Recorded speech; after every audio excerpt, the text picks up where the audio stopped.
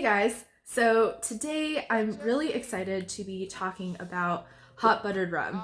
No, I am not talking about the popular winter drink. I am talking about a really awesome band based here in the San Francisco Bay Area. Their sound can be described as progressive bluegrass or jamgrass or Americana, everyone's favorite genre, and no one really knows what it means. Anyways, they just released an album last Friday called Something Beautiful, and boy, is it something beautiful.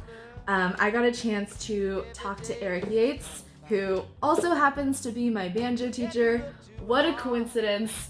I've been taking lessons from him for the past year and a half, and it's been amazing and life changing, and I love my banjo so much, but that's a story for another time.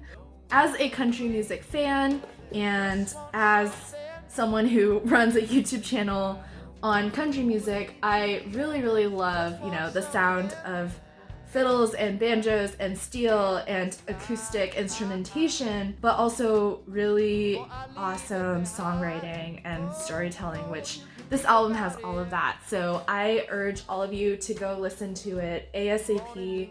I think this album shines a bright light into the world during this very dark time, and I think it's what we all need. So, without further ado, here is the interview. Man, I have been loving your new album ever since it came out on Friday. And I'm curious from your standpoint, what you see as unique or different about this album compared to all of your past albums that you've released over the past 20 years.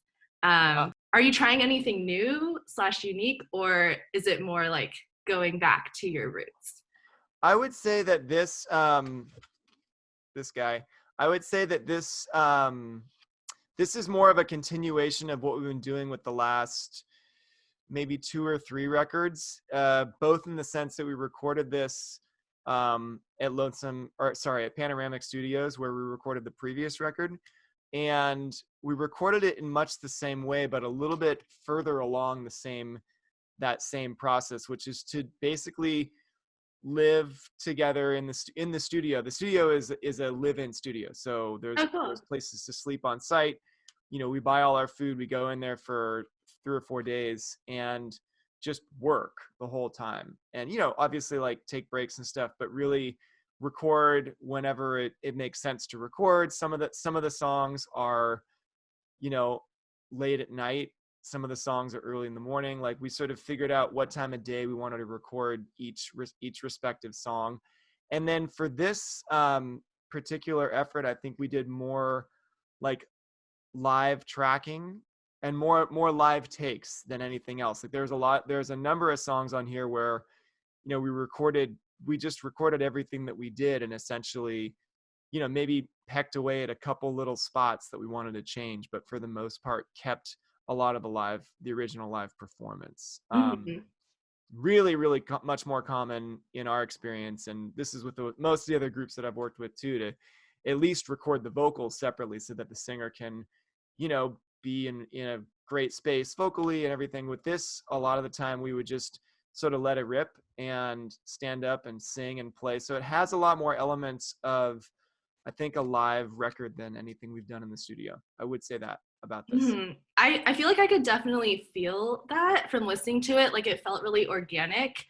I read this great quote from Jack Ingram it was specifically about rock and roll, but it was like, Mm, when rock and roll is done right, it feels like it's gonna fall apart. that's well But put. the feeling of like it just all came together organically, like in one take. I really like how, for instance, in the song Lay Me Down a Pallet on Your Floor, it really felt like it was just super organic. Nice, good. Yeah, that's one of those ones where it was literally just, we just sort of let it rip. Our attitude, and the part of that was my attitude on that particular song, was like, rather than trying to get it right with each individual part, like, let's just do more takes, and then we'll find the take where everything comes together and it sounds good. And that was sort of our approach. And I think it served us well.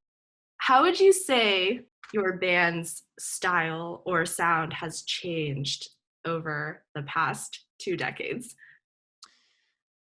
Let me see, two parts. First of all, the big change was 2008 when we added drums. Hmm. Um, and that was a double switch because we lost one of our founding members in 2008. That was about 7 or 8 years in. And we added drums. So it was a really big shift. I think it was probably, we might have bitten, I think we probably did bite off more than we were initially able to chew, as far as swapping out one of the members and adding this very different sound to the mix. Um, and then I think the second change has been really a shift from working, like a shift from working mainly on um, vehicles for jamming and playing together, to like still having that, but really balancing that, I think, a lot more these days, with using the albums and the shows as vehicles for supporting the songs that Nat and I are writing.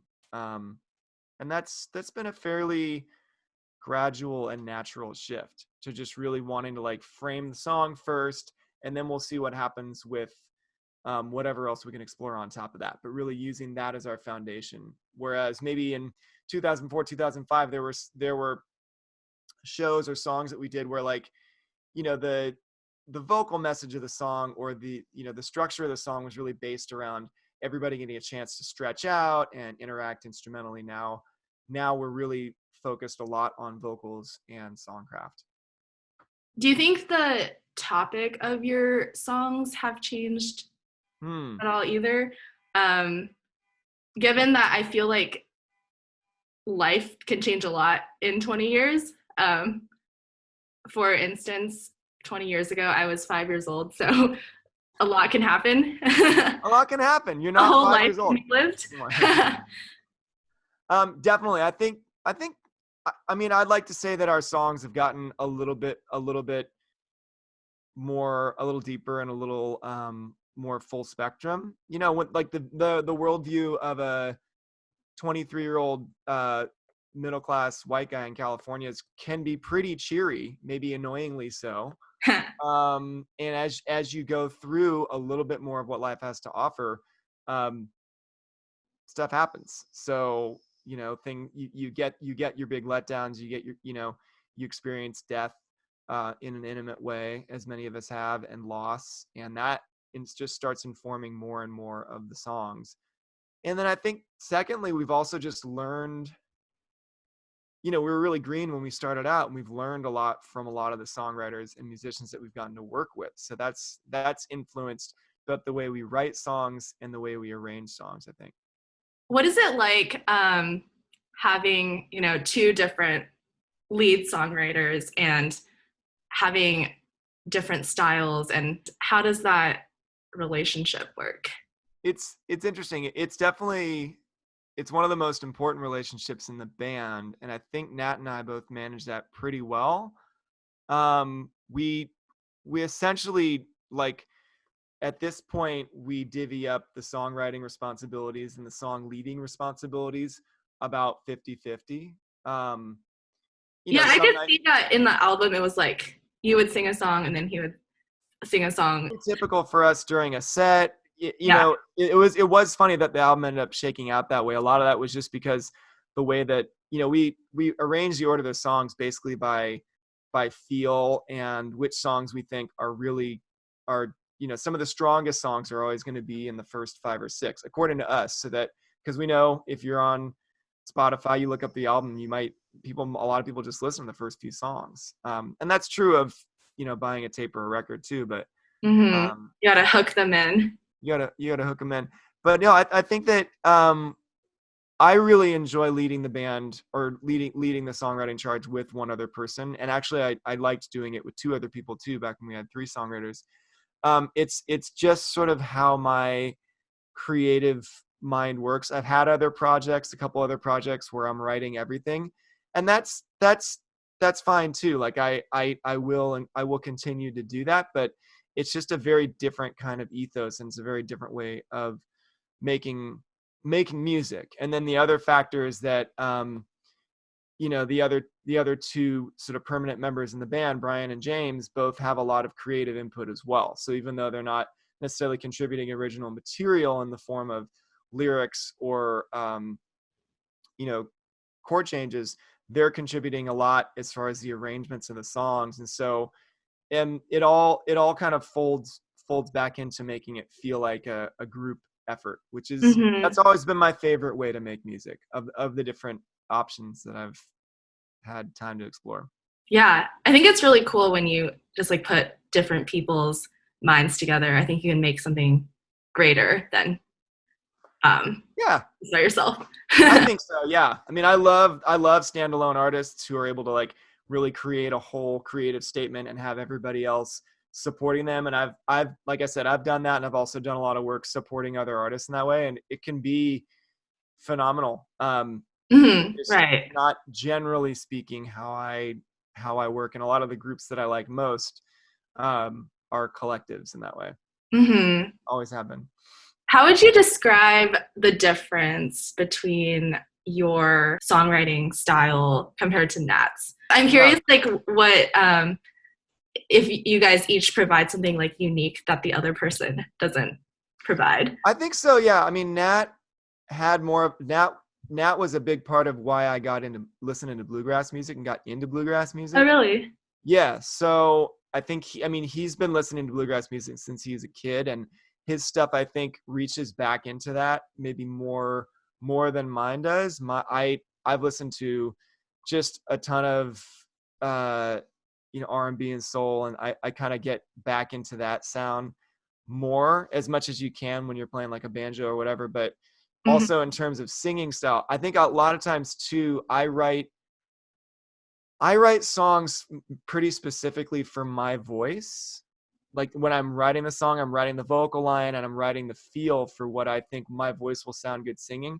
Whereas I think Nat is a little bit more of an expansive songwriter in the sense that his songs, I feel like, can and are covered by other people in a little bit wider fashion, so that, it depends. Some of his songs are very specifically meant to sound with his voice, but I think he just writes really good, solid songs that, lots of people can sing. Whereas mine tend to be, I don't know, kind of more melismatic, and they jump around a little bit. Have you ever written a song for the other person to sing? A little bit. Yeah. We've co-written a few songs, and I used to have a song where I wrote out all the parts for him and for Aaron, the fiddle player, who also used to sing and write in the band. But it's been a little while since we've done that. Maybe this C19 break will give us a chance to do more of that. What have you been up to during this C19 break? While we're on that topic, because like you were supposed to be touring right now, right? Yeah. Last weekend was the release weekend, and it was going to be a couple local shows, and then we had a number of dates on the books that we've had to let go. So that's been tough, real honestly. I do have online lessons, as you know, and those have been good. And Nat has some work with YouTube where he works on a couple different music projects for them, so he's involved me with that a little bit. But honestly, it's a tough time for musicians, especially for musicians that live to perform and to play live, which is what I really like to do. I'm not much of a studio junkie, which is partly why my influence on this record has been to be like, let's just play the song again and get the feel for it that we like. So otherwise, aside from that, it's been a good chance to do some writing. I write and publish a short piece of instrumental music every day, and work on, about a song or two every week, so that hopefully by the end of this period, however long it is, there'll just be a ton of music to draw from. Like, my favorite way to write is to just create a lot of content and not worry about whether it's good or bad particularly, and then go back to it, 6 months later, and just grab stuff that I think works and then get the rest out. Yeah. Was there anything on this album that was like a really old song that came back? Yeah. So the last track, Dovetail Joint, the last track on this is one of the first songs that we ever learned as a group before this band was even a thing.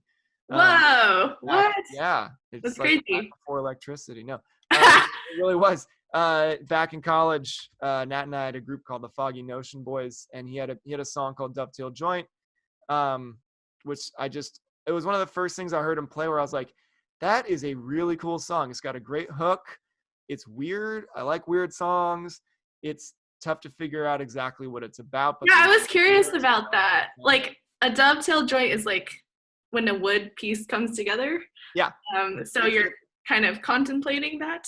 Yeah, you're contemplating what it feels like for something to really fit, for there to be a great fit. I mean, my takeaway on it is that a lot of it's about finding the right people to make music with. But you could put any other framework on it you want, but it's sort of like that feeling of, or maybe just finding the right group of people to spend time with, or whatever that feeling is when things just sort of lock in and it feels great. Do something like that. So. And I know Well-Oiled Machine was a song you guys originally recorded like a very long time ago as well. Yeah. What so that inspired song, you to re-record it? It's interesting. We wanted to record a couple older Hot Buttered Rum songs because originally, this is like the behind the music part of the interview. Originally, we were going to make this into like a big, like, this is our 20th year as a band. This is our big 20th anniversary, whatever, album release. And we were going to do a number of older Hot Buttered Rum songs, re-recorded, reimagined. We even talked about doing a 20-song like double album, and having this big ambitious project. And like a lot of things, I think, we also looked around at other groups that are around our sort of, modest size as far as fan base, and what we wanted, like, is it really effective for a group that's going out and playing clubs to be like, hey guys, we've been around 20 years, buy our 20th anniversary album? Or are people just like, whatever, just give me more music, give me more of what you've been doing, So we batted that around a bunch, but one thing that did make it into this project from that was the idea of, what if we reimagined a couple of these older songs? So we took Dovetail Joint, which we never recorded. We took Willow Machine, which we did way back in, I think, 2005, and put that down with it's a very different feel. If you listen to both tracks side by side, the lyrics are the same, the chord changes are somewhat similar, but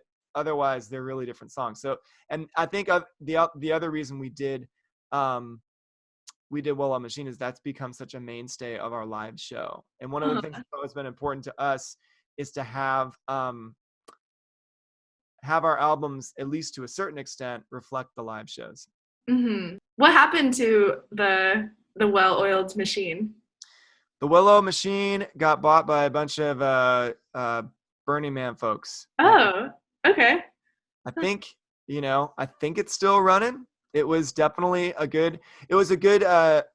great bus for us, but after a while it just became too exhausting. The upkeep became really exhausting. And traveling long distance in a bus is, it's, as Robbie Robertson says, it's kind of an impossible life for more than maybe 5 or 6 years. You start getting weary of it, and like, where are we going to keep this thing when we're back home? It just became, owning your own bus is something that just about anybody, especially a musician who's ever done it, could tell you all kinds of both great and horrible stories about. How many years were you in the bus? So that particular bus, well, I think the bus that he wrote this song about was our original bus, which was a school bus. Oh, okay. That was like 2 years in that, and I think we had like a couple interim situations, and then we had at least 3 years, maybe 4 or 5, in a full 40-foot, Greyhound conversion bus. Those were some of the hardest touring years, and really some of the best touring years for the group, when we were just going crisscrossing the country constantly. Sometimes for gigs that were fantastic and well attended and well paying, and sometimes for gigs that were like, where are we? It's Tuesday, right? We're in Mississippi, so let's play. But that's also that's kind of how we became Hot Buttered Rum, is we just played a lot. That was always our first love, was to perform a lot and to get out there and get get our music in front of people as often as we could. Speaking of geography, what would you say is the role of California, specifically like Northern California, where you're based right now, kind of in your music and in the development of the band? But also, what is the role of Colorado? Because I know you play like a lot of gigs there, and like you used to live there for a little bit. So um, I'm curious because I feel like, yeah, a lot of your fan base is probably in Colorado Mm-hmm. and slash or California and just like this part of the country. Yeah, I think well, Colorado, I think, and California both are probably our two biggest places for fan base. Colorado is the first place outside of California that we went as a touring band. We went there early. I mean, we went there basically as, you know, the first year or two of the band, mainly because Nat, our guitar player, had a cousin out there who told him, yeah, you got to come out here and play for the ski towns. They will hire you sight unseen. All they need to know is that you're good. You can send them music, and if your music is good, then they'll hire you, because there's tons of people out here, and it's a really it's a culture that loves live music, and there are places to play. I mean, the two Mm-hmm. things that musicians need are, number one, places to play, and number two, rent cheap enough so they can live out there, which is, I think, why so many musicians have been basing themselves in Colorado and continue to do so, like for the last 30 or 40 years. And especially there's a love for all different kinds of bluegrass music, you know, from like really traditional bluegrass music to, you know, bizarre bluegrass music with plugged in instruments and drum sets, and even weirder instruments, Mm-hmm. saxophones, keyboards, whatever you want to call it, to where, you know, where bluegrass music kind of crossfades with rock and roll and blues and all other kinds of music into various experiments and hybrids. That's been one of Colorado's sounds for the last, really, like I said, 20 or 30 years, you know, since Leftover Salmon got to be a big name out there, and then all the bands that came from them, and from their forebears too. But it's been a good place for us and a lot of groups. So we continue to go out there 3 or 4 times a year. We have 2 different things planned out there this summer. I'm hoping that both of them can happen. Mm-hmm. Where do you guys fall in that spectrum of like traditional bluegrass to weird bluegrass? I would say if my fingertips are like the traditional bluegrass and my elbow is the weird, we're probably somewhere over here. I mean, Uh-huh. no, honestly, like, we use drums, we do plug in our instruments. However, we don't have like an electric guitar or a saxophone or, you know, whatever else would put you over here. Like, we don't have a DJ. So yeah, we stick to this, mainly the sounds of the acoustic instruments as best we can get them through pickups, which, quite honestly, at this point in time, is a lot more accurate than it used to be, and it's used by even some very traditional bluegrass bands. I think the thing that moves us towards the elbow there is A, the drum set, and B, the song choice. So there's a lot of songs, like I said, especially that I bring in, that are just, you couldn't call them bluegrass They're songs. more like bluesy or Yeah. maybe jazzy. Yeah, I just hear them as, I mean, I love R&B music, I love soul music, and I try to put that into the acoustic music that we do, and I kind of like the way it sounds. There's some crossover, I I do think, too. especially, thanks. Yeah, there's some crossover, like you were talking about on Palette, Lay Me Down a Palette, where there's almost, I listen to a fair amount of early jazz, like from the teens and 20s and 30s, and there's some great feel in that music that I think bluegrass instruments can capture too, because you have like a banjo that's whomping along in a really good thick kind of bass line, and our drummer has a really good feel with that stuff too. James has a really good feel on the brushes, and so those kinds of songs, I think, are becoming a little bit more part of our, you know, our wheelhouse, in Mhm. addition to us working constantly on being just the best bluegrass musicians that we can be, you know, in our own weirdo California way. But yeah, I like to bring in sounds from early jazz and sounds from Motown and R&B in whatever way fits. And I think I do the best job I can on being like respectful of the music that I'm drawing on, and also not trying to mush too many things together. And as long as it meets somewhere in my vocal cords and I can make it work and make the song work, I'll bring it in for the band. There's a lot of stuff that I just don't bring in with Hot Buttered Rum that I would maybe do with another project. Maybe when this whole thing's over, I'll get a chance to rehearse with other people again. We'll see. Yeah. Well, cool. Thank you so much, Erik. Yeah. Would you like to play me/us a Sure. song? Yeah, let me grab this banjo over here. Okay, cool. Okay. What song are you gonna play? I'm gonna do Something Beautiful, the title track off Hey. the record. Should have tuned it before the interview. What am I thinking?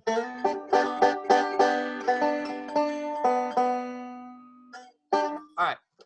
Is that just me? Are things getting out of hand around here? The more I see, the more one thing seems absolutely clear. We won't all be around and see how this thing turns out, so we might as well sing out loud as the end comes crashing near. And it's simple truth, it's hard to deny.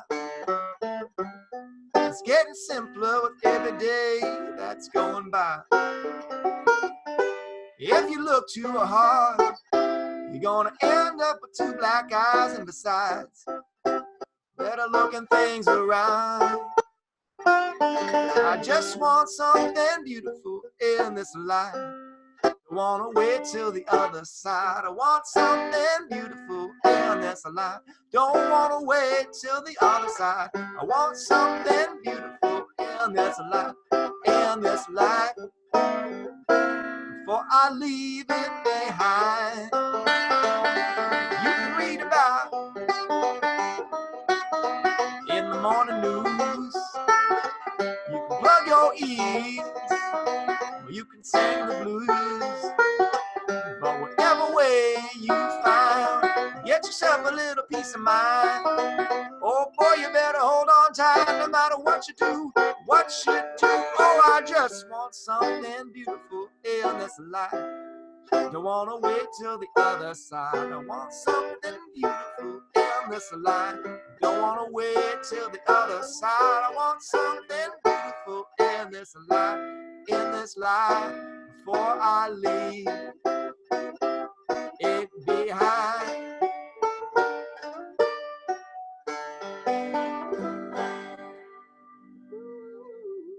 Awesome. I love that song. I feel like there could not be, like I said to you, I feel like there could not be a more perfect song for this moment in time in the world that we're going through Thanks. now. I'm glad that it's out there. And thanks for highlighting this guy. We only have it on CD and online right now, but it will be, the vinyl edition is going to print. So I should get a record player so then I can listen Get a to record the player. vinyl. I've always wanted to be like cool enough to own a record player, but I haven't gotten there yet. As of today, Wednesday, April 8th, you are now cool enough.